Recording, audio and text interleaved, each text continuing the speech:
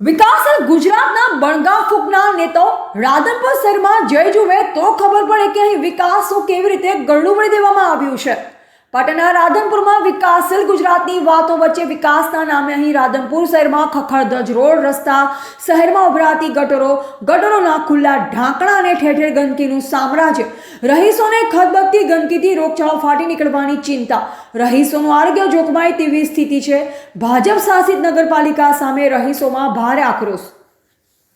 મેઘરાજાની મહેરબાની બાદ ખાડાનો ત્રાસ જોવા મળી રહ્યો છે। જ્યાં વરસાદ બાદ રસ્તાની સ્થિતિની વાત કરવામાં આવે તો રાધનપુર શહેરમાં રોડ રસ્તાની દયનીય સ્થિતિ જોવા મળી રહી છે। રાધનપુર શહેર હોય કે પછી હાઈવે હોય કે પછી સામાન્ય રસ્તા, તમામની સ્થિતિ કથળાયેલ છે। પાટણ જિલ્લામાં હાલ અનેક રસ્તાની હાલત કફોડી ભરી છે। રાધનપુરની મુખ્ય બજારનો રસ્તો તો એવો છે કે તેને જોયા બાદ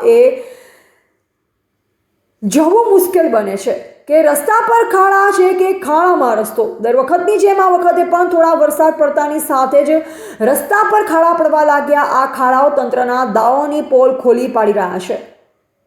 રાધનપુર બજારના રસ્તા પર ખાડાઓનું સામ્રાજ્ય જીવલેણ બની રહ્યા છે। ખાડાઓ લોકોને ક્યારે મળશે આ ખાડાઓથી મુક્તિ? રાધનપુર શહેરના આ રસ્તાની હાલત તો એવી છે કે તેને જોયા પછી વાહન ચાલકે વિચારવું પડે તે પોતાનું વાહન ક્યાંથી ચલાવે। ખાડા ટાળવાની વાતો ભૂલી જ જવાની, એ વિચારવાનું કે કયા ખાડાના લેવાથી કમરને ઓછું નુકસાન થશે। ઘરની બહાર નીકળતી વખતે એ વિચારવું પડે કે કયા રસ્તા પર જશું તો ઓછું નુકસાન થશે।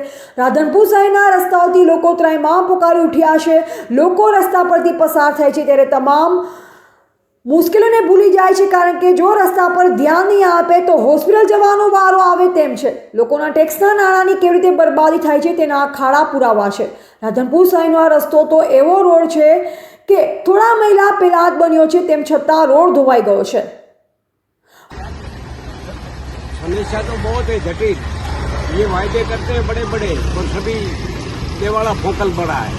नगर पालिका कोई ध्यान देती नहीं है, न तो प्रशासन देता है, न गुजरात राज्य देती है और न मिनिस्टर देते हैं। और करते रहते हैं और ये सभी डब्बे झूठे देते हैं। रोडों के अंदर खाडे कीचड़, लोगों को बड़ी मुसीबतें और ये बड़ी बड़ी बातें करते हैं। और ये हमारा संदेश હજુ આટલે જ અટકતું નથી। હવે વાત કરવી છે રાધનપુરની સ્વચ્છતાની। આ રાધનપુર શહેરના બીજા દ્રશ્યો જોઈ લો। આ દ્રશ્ય છે રાધનપુર વડપાસર તળાવના, જેની બાજુમાં ધાર્મિક સ્થળ આવેલ છે, તેની બાજુમાં જ ગંદકી અને કચરાના ઢગ જોવા મળી રહ્યા છે। આટલું જ નહીં, હજુ પણ જોઈ લ્યો ખુલ્લી ઉભરાતી ગટરોથી ખદબદતી ગટર। રાધનપુર નગરપાલિકા તંત્ર પણ સફાઈની કામગીરીમાં નિષ્ફળ ગયું હોય તેમ લાગી રહ્યું છે। સરકારના સ્વચ્છતાના અભિયાનના લીરા ઉડાવતા જોવા મળી રહ્યા છે। રાધનપુરમાં ભાજપ શાસિત નગરપાલિકા સામે રહીશોમાં રોષ ભભૂકી ઉઠ્યો છે। રાધનપુર શહેરમાં ગંદકીના સામ્રાજ્યની ઉભરાતી ગટરોના લીધે સ્થાનિક રહીશોને પાલિકા તંત્ર સામે ભારે રોષ ભરાયા છે। રહીશોને ખદબદતી ગંદકીથી રોગચાળાની ચિંતા ઉદ્ભવી રહી છે, તેમજ તેમનું આરોગ્ય જોખમાય તેવી સ્થિતિ સર્જાય નહીં તેને લઈ પણ ચિંતિત છે। આ વિસ્તારની આ પ્રજાની પરિસ્થિતિમાં કોઈ જ બદલાવ નથી આવ્યો। આ નેતાઓ જીતી તો ગયા, પરંતુ પ્રજાને આપેલ વચનો ભૂલી ગયા હોય તેમ લાગે છે। રાધનપુર અને સાંતલપુર વિસ્તાર પાટણ જિલ્લાનું નાક ગણાય છે અને રણને અડી આવેલા આ પંથકની વેદના કોણ સાંભળશે તે એક મોટો પ્રશ્ન છે।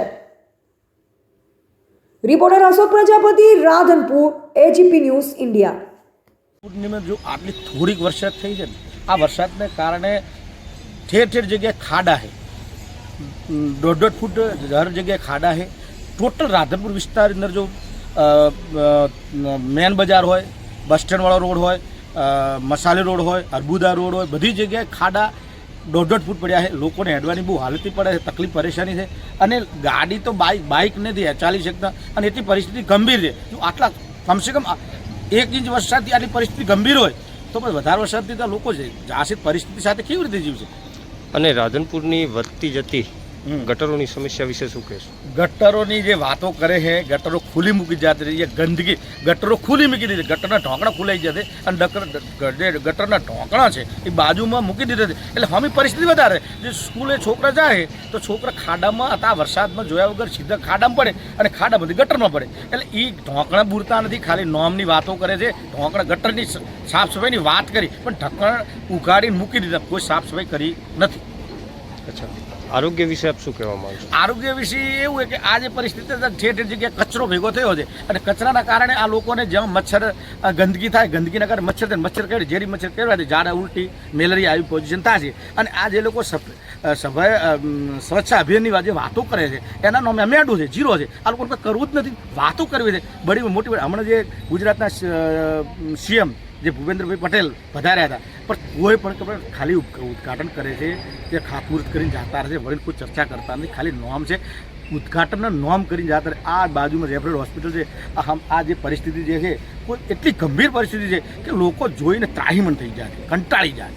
અને અહીંયાના લોકલ તંત્રમાં નગરપાલિકા શું? લોકલ નગરપાલિકાની ભાજપની બોડી છે, બહુમતી છે. 25 સીટો જે લાયા ભાજપના ઉમેદવારો, તો 25 જે બહુમતી અને વિપક્ષના હોય એ જો વ્યક્તિ કોઈ ના કરી કહેતા તો નોમને પ્રમુખને નોમની આ જે બોડી છે ને ભાજપના નોમે ચરી ખાવું અને કોઈ કરવું નહીં. શું નામ તમારું? ગણપતભાઈ જોશી, આમ આદમી પાર્ટી.